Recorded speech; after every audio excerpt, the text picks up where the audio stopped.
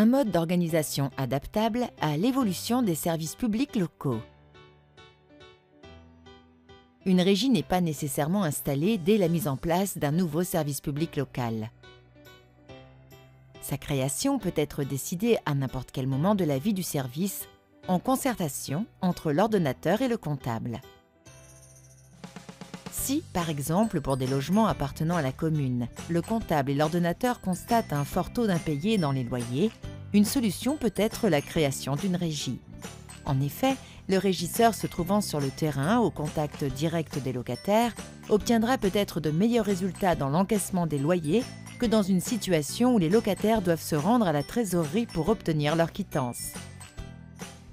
Inversement, l'ordonnateur et le comptable peuvent arriver ensemble au constat qu'une régie n'a plus d'utilité. Dans ce cas, la régie peut être fermée par un acte de suppression résultant de la décision de l'autorité qui l'a initialement créée. Le régisseur, cessant alors ses fonctions, peut obtenir du comptable un certificat de libération définitive attestant qu'il a convenablement effectué toutes les opérations attendues de lui. Nous reviendrons plus en détail sur la cessation de fonction dans la prochaine séance du MOOC. Il est toujours possible aussi de modifier l'acte de création d'une régie pour faire évoluer le périmètre de cette dernière. Ainsi, pour une piscine, si le régisseur doit pendant la période estivale encaisser des ventes de boissons en plus des tickets d'entrée, l'acte de création de la régie devrait être modifié en conséquence pour le lui permettre.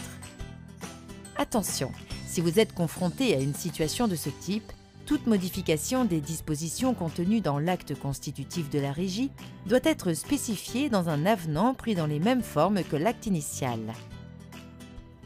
Autre cas fréquent dans le contexte actuel de recomposition territoriale, un service IR communal peut tomber demain, du fait d'une fusion ou d'un transfert de compétences, dans l'escarcelle d'une commune nouvelle ou d'un établissement public de coopération intercommunale nouvellement créé.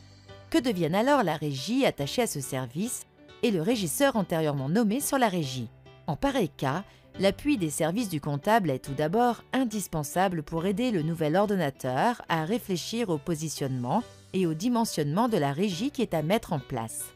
En effet, lors de la création d'une commune nouvelle ou de la fusion de plusieurs groupements intercommunaux, il y a suppression de la personnalité morale des collectivités préexistantes et création d'une nouvelle personne morale. Les régies doivent donc être clôturées par les collectivités préexistantes et recréées par la nouvelle collectivité. En pratique, toutefois, il se passe souvent quelques semaines entre la création de la nouvelle personne morale et l'organisation de la première réunion de l'Assemblée délibérante compétente pour créer de nouvelles régies. Il est donc admis un maintien temporaire des régies préexistantes.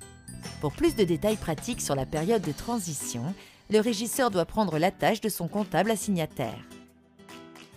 La situation est plus simple quand une commune appartenant à un groupement intercommunal décide de transférer à ce dernier une compétence pour laquelle une régie comptable a été créée. Dans ce cas, la régie n'a pas à être supprimée par la commune, elle suit la compétence transférée. Ainsi, le transfert de compétences peut n'avoir qu'un impact limité sur les régies lorsqu'il n'entraîne pas de modification de la nature des recettes encaissées ou des dépenses payées par les régies. Cela étant, la modification du périmètre de compétences de la régie, notamment géographique, peut avoir un impact sur le volume des opérations. Le régisseur et le comptable assignataire devront alors vérifier si les montants de l'encaisse et du fonds de caisse pour une régie de recettes ou celui de l'avance pour les régies d'avance ont besoin d'être modifiés. Nous reviendrons précisément sur ces notions au cours de la séance 3 du MOOC.